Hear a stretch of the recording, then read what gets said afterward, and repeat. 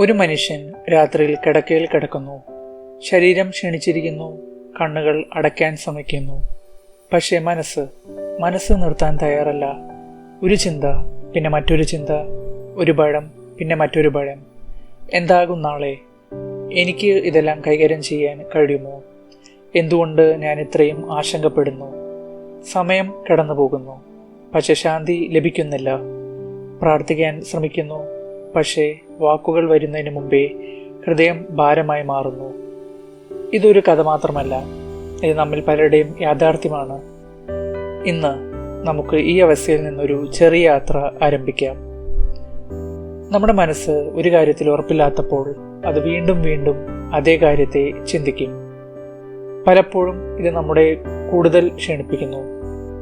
Over thinking എന്നത് ഉത്തരങ്ങൾ കണ്ടെത്താനുള്ള ശ്രമമല്ല, അത് നിയന്ത്രണം നഷ്ടപ്പെടുന്ന ഭയത്തോടുള്ള പ്രതികരണമാണ്.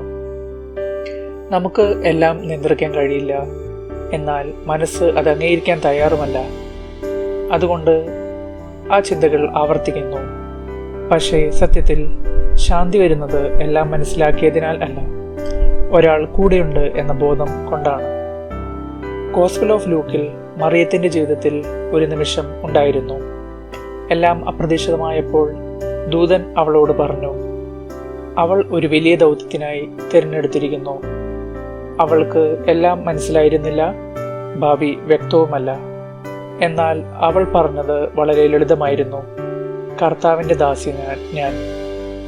അതൊരു മറുപടി മാത്രമല്ല, അതൊരു സമർപ്പണം ആയിരുന്നു. ഭയമുണ്ടായിട്ടും വിശ്വാസം തിരഞ്ഞെടുക്കുന്ന ഒരു ഹൃദയം. ഇന്ന് നമുക്ക് ചിന്തിക്കാനുള്ള വിഷയം, നമുക്കെല്ലാം അറിയേണ്ടതില്ല, എല്ലാം നിയന്ത്രിക്കേണ്ടതുമില്ല.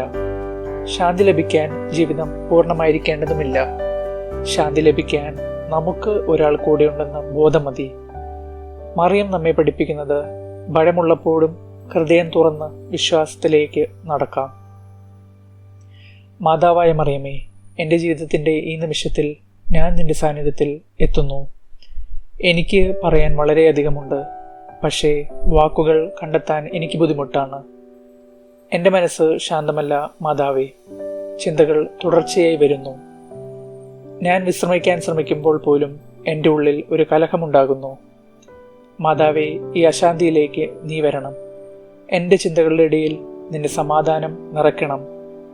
ഞാൻ പിടിച്ചു നിർത്തുന്ന ഭയങ്ങൾ, എനിക്ക് വിട്ടുകൊടുക്കാൻ കഴിയാത്ത ആശങ്കകൾ, അവയെല്ലാം നിന്റെ കയ്യിൽ ഞാൻ വയ്ക്കുന്നു. എനിക്കെല്ലാം മനസ്സിലാകുന്നില്ല മാതാവേ, എന്നാൽ ഞാൻ വിശ്വസിക്കാൻ പഠിക്കണം.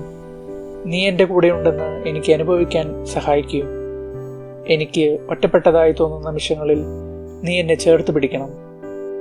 ആർക്കും പറയാൻ കഴിയാത്ത എൻ്റെ വേദനകൾ നീ കേൾക്കണം. എൻ്റെ ഹൃദയത്തിലെ ഭാരം നീ ലഘൂകരിക്കണം. മാതാവേ, ഞാൻ പലപ്പോഴും എൻ്റെ തന്നെ വിമർശകനാണ്. എൻ്റെ തെറ്റുകൾ വീണ്ടും വീണ്ടും ഓർക്കുന്നു. എൻ്റെ പരാജയങ്ങളെ ഞാൻ വലുതാക്കുന്നു. എന്നാൽ ഇന്ന് എനിക്കൊരു മാറ്റം വേണം. നീ എന്നെ കാണുന്ന പോലെ എനിക്കെന്നെ കാണാൻ സഹായിക്കൂ. ദൈവത്തിൻ്റെ സ്നേഹത്തിൽ ഞാൻ വിലപ്പെട്ടവനാണെന്ന് എനിക്ക് മനസ്സിലാക്കാൻ സഹായിക്കൂ. മാതാവേ, ഞാൻ ക്ഷണിച്ചിരിക്കുന്നു. ശാരീരികമായി മാത്രമല്ല, മനസ്സിൽ, ആത്മാവിൽ എനിക്ക് വിശ്രമം വേണം. നിന്റെ സാന്നിധ്യത്തിൽ എനിക്കൊരു വിശ്രമം ലഭിക്കട്ടെ. എൻ്റെ ചിന്തകൾ നിശബ്ദമാക്കട്ടെ. എൻ്റെ ഹൃദയം ശാന്തമാകട്ടെ. ഇപ്പോൾ ഈ നിമിഷത്തിൽ ഞാൻ അല്പം നിശബ്ദമാകുന്നു. മാതാവേ, എനിക്ക് ശ്വാസമെടുക്കാൻ സഹായിക്കൂ. ഓരോ ശ്വാസത്തിലും നിന്റെ സമാധാനം നിറയട്ടെ. ഓരോ ഉച്ഛ്വാസത്തിലും എൻ്റെ ഭയം വിട്ടുപോകട്ടെ. എനിക്ക് നിയന്ത്രിക്കാൻ കഴിയാത്ത കാര്യങ്ങൾ നിനക്ക് കൈമാറാൻ എനിക്ക് ധൈര്യം തരൂ. എനിക്ക് മാറ്റാൻ കഴിയുന്ന കാര്യങ്ങളിൽ എനിക്ക് ബുദ്ധിയും ശാന്തിയും തരൂ. മാതാവേ, ഞാൻ വീണ്ടും വിശ്വസിക്കാൻ ആഗ്രഹിക്കുന്നു. എൻ്റെ ജീവിതം എൻ്റെ കയ്യിൽ സുരക്ഷിതമാണെന്ന് ഞാൻ വിശ്വസിക്കാൻ ആഗ്രഹിക്കുന്നു. എൻ്റെ ഭാവി എൻ്റെ നിയന്ത്രണത്തിൽ ഇല്ലെങ്കിലും ദൈവത്തിൻ്റെ കരുതലിൽ ഉണ്ടെന്ന് ഞാൻ വിശ്വസിക്കാൻ ആഗ്രഹിക്കുന്നു. മാതാവേ, ഈ രാത്രി അല്ലെങ്കിൽ ഈ നിമിഷം എനിക്ക് ശാന്തി തരൂ. എനിക്ക് ഉറക്കം തരൂ. എനിക്ക് വിശ്രമം തരൂ. എൻ്റെ മനസ്സ് മൃദുവാക്കൂ. എൻ്റെ ഹൃദയം ആശ്വസിപ്പിക്കൂ. ഞാൻ ഒറ്റയ്ക്കില്ലെന്ന് എനിക്ക് വീണ്ടും വീണ്ടും ഓർമ്മിപ്പിക്കൂ. നീ എൻ്റെ കൂടെയുണ്ട് എപ്പോഴും. ആമേൻ. ഈ പ്രാർത്ഥന നിങ്ങൾക്ക് സഹായമായെങ്കിൽ ഈ വീഡിയോ മറ്റൊരാളിലേക്ക് ഷെയർ ചെയ്യൂ. ഇന്ന് ആരെങ്കിലും ഇത് കേൾക്കേണ്ടതായി വരാം. നിങ്ങളുടെ പ്രാർത്ഥന ആവശ്യങ്ങൾ കമൻറ്റിൽ എഴുതൂ. നമുക്ക് ഒരുമിച്ച് പ്രാർത്ഥിക്കാം.